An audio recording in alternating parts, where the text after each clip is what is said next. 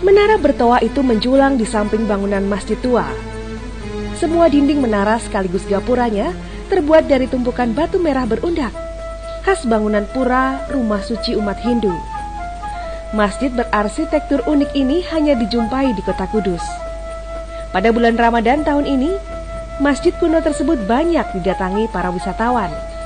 Tak hanya untuk bersembahyang, para pelancong biasanya memanfaatkan bulan suci untuk berziarah ke makam-makam Wali Songo, termasuk ke makam Sunan Kudus yang terletak di sisi barat masjid tersebut.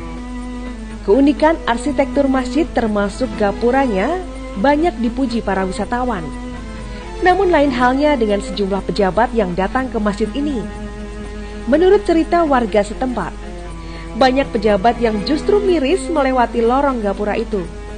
Mereka khawatir kedudukannya akan terguncang manakala melewati gapura ini. Hingga sekarang, mitos tersebut masih dipercaya. Karenanya, jarang ada pejabat yang berani melewati gerbang ini. Masjid Menara Kudus sebenarnya memiliki nama asli Masjid Al-Aqsa. Masjid ini dibangun oleh Sunan Kudus sekitar tahun 1549 Masehi atau tahun 956 Hijriah.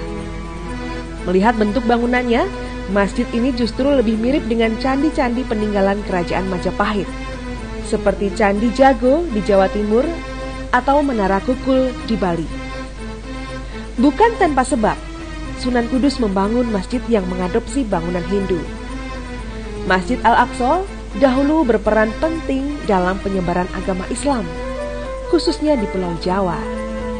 Sengaja dibangun dengan gaya khas Hindu, karena sebelum masjid ini didirikan, sebagian besar masyarakat Kudus masih menganut kepercayaan Hindu.